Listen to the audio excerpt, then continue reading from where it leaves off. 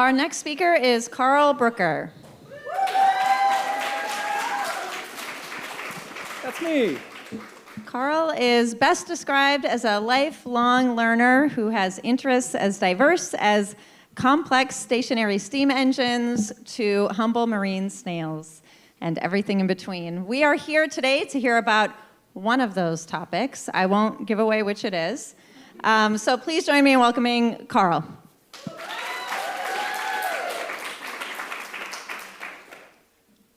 How do you condense the history of California's white abalone from 13,000 years to 13 minutes?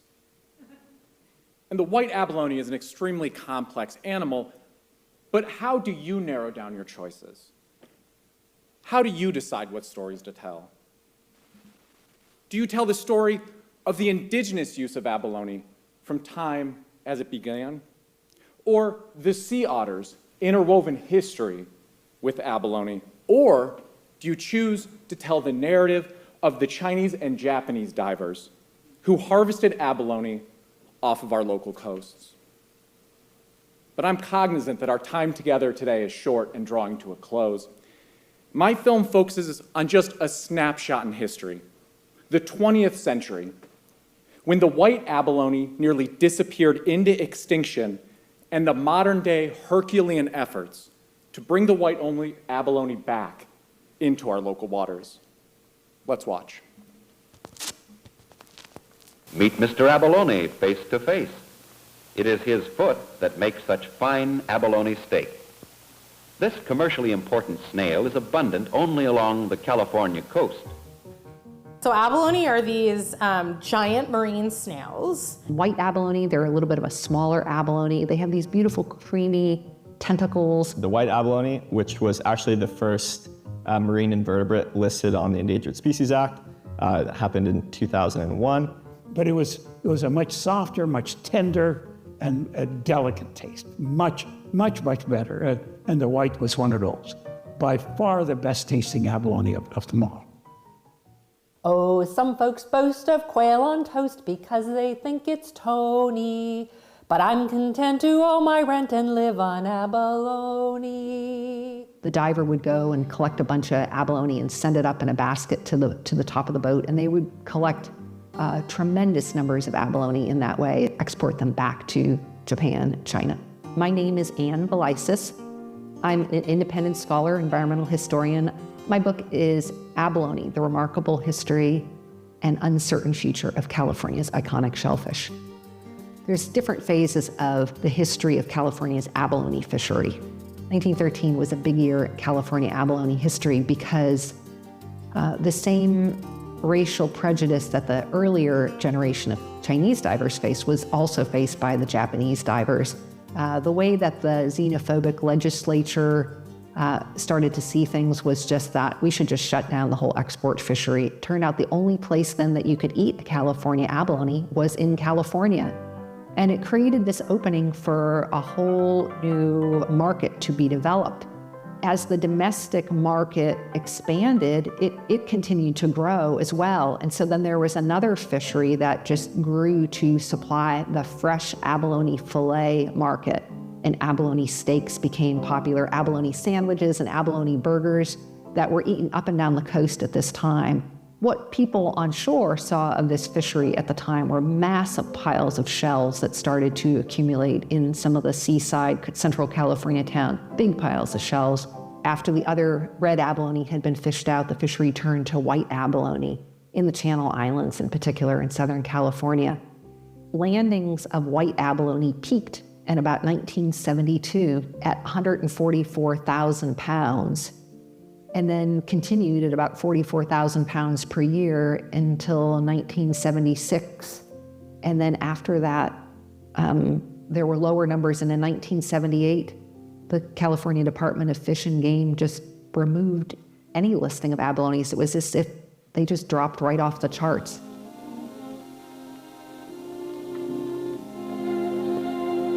Abalone, the delicacy of the sea. Next stop, the frying pan. First I started diving abalone in '70.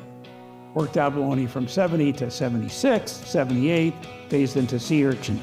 My name is Peter Halme. I'm a sea urchin diver from San Diego. What I'd like to talk to you about today, though, is the abalone fishery in the 70s when I first got into it. We were diving blacks in shallow water, greens a little deeper, and then pinks and Sorensens of whites out deeper. We depleted all the stuff between 20 feet and 80 feet. So then the guys decided either have to go shallow or go deep. They found white abalone outside of the kelp beds in sandy areas with large boulders. And the large boulders would be covered with Sorensens. They'd be able to get 5 dozen, 10 dozen, 8 dozen off one rock. But what they saw is there weren't any small ones there. There weren't any small ones. When they finished with the rock, they'd gotten all of them. We just fished everything that was there, thinking that there's be a refugia of animals even deeper and deeper, and unfortunately that wasn't really true. And so within the span of 10 years, once we could get to the depth of white abalone, we fished over 99% of the entire species. I'm Alyssa Frederick. I'm the director of the white abalone captive breeding program at the Bodega Marine Lab.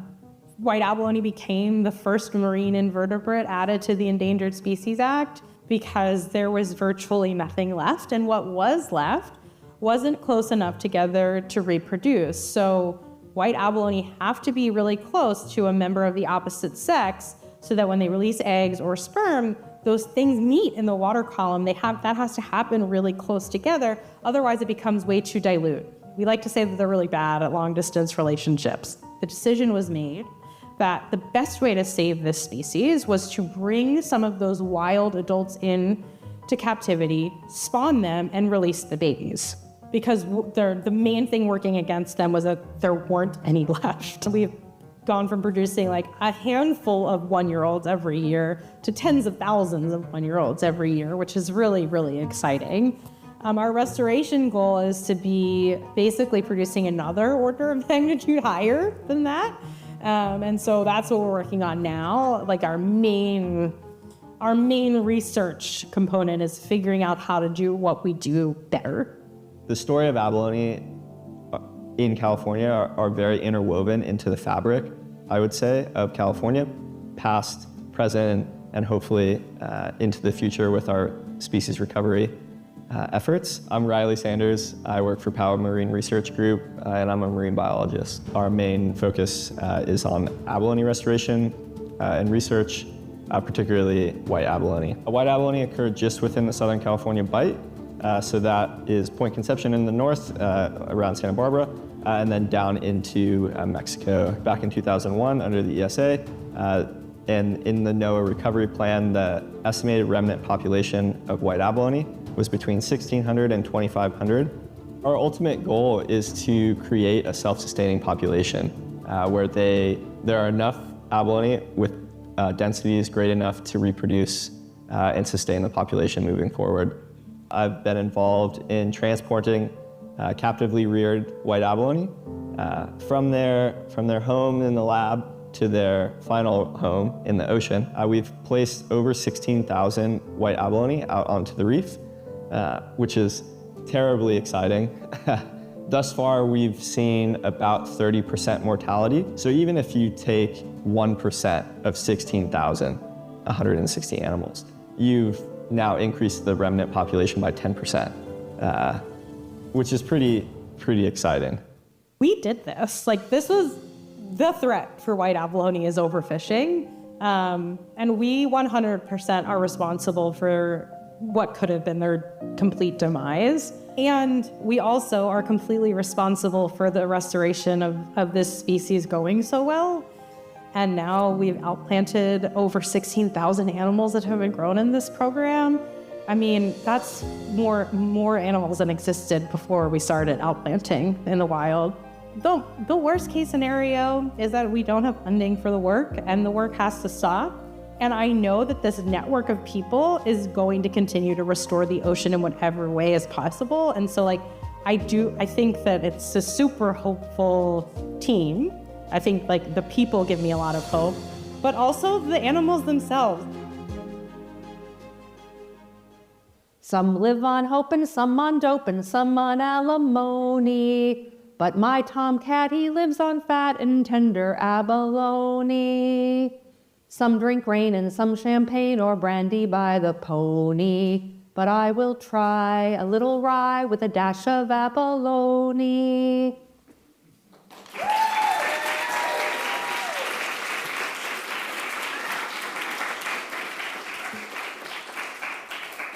Thank you. As you saw from the film, the future and the story of abalone is one of hope. From an initial population of 2,000 to an outplanted population of 16,000, the breeding and outplanting program is a success. And as of the last census in January of this year, there are currently 23,500 white abalone being raised in laboratories right now as we speak. And to be fair, this is still far from a self-sustaining population. An order of magnitude, as you heard, is needed, but it's a massive step in the right direction. But the greatest threat now facing the species and the program is the lack of funding. The program's federal funding under the Endangered Species Act ends at the end of this month, June 31st, and there's been no renewal. Program funding's over. But as always, there's hope for this humble species. Just last week, in speaking with Alyssa Frederick, the White Abalone Captive Breeding Program received a $150,000 local foundation grant, which will help keep the program running at a bare bones nature for another year. But what else can be done? I'm grateful for my committee for helping me figure out what can be done. Anna Sagatov, Greg Rouse, and Alyssa Frederick, they all played a role in this story. And thank you to everyone here. To donate more to this righteous fund, there's a $50,000 matching grant available right now. If they receive $50,000, they can get another $50,000 in funding, which raises that amount to $250,000 for the program for another year. Please visit whiteabalone.org and help save this species moving forward. With that being said, I'd love to take some questions.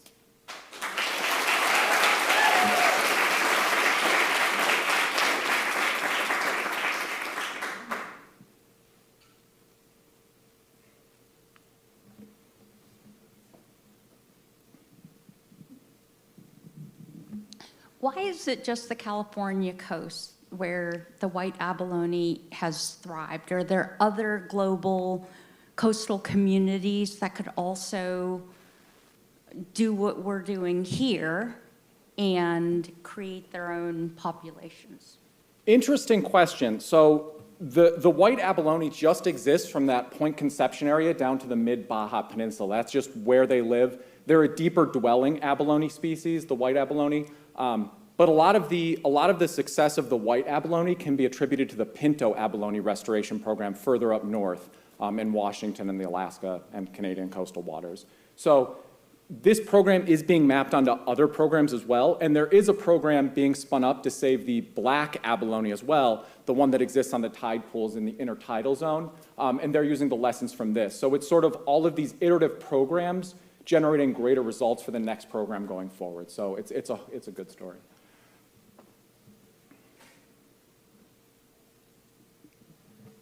It went by quickly, but I think the mortality rate once the abalone is transferred into the ocean was pretty low. Did you look at what the factors were for that? And because it's Southern California and then we're talking about San Diego, I'm curious about the pollution issue related to the estuary.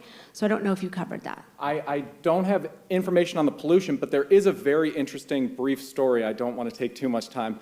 The footage of the time-lapse footage is done by a local entrepreneur, Bill Hagee. So he goes out there and he sets out these time-lapse photos that takes one photo every 15 minutes, and he spanned it to I believe the longest one is a 2-month series.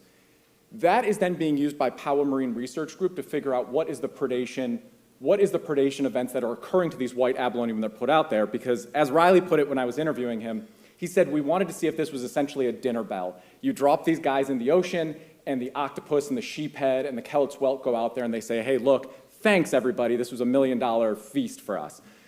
Through the data that Adam Obatza with the Powell Marine Research Group has uncovered, it's not that. The predation rate is actually very low from what they expected. So it is And it's just been, and the way that Adam was explaining how he did that was he took Bill's every minute or every 15 minutes time-lapse footage, and he would look at it and say, sheephead in the area, spiny lobster in the area, kellet whelk in the area, and that's how they would determine predation based on that and shell counts at the end.